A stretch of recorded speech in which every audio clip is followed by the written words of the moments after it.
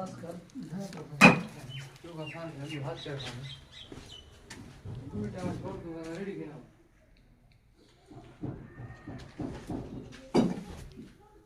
ये सामने चार मीटर चार साल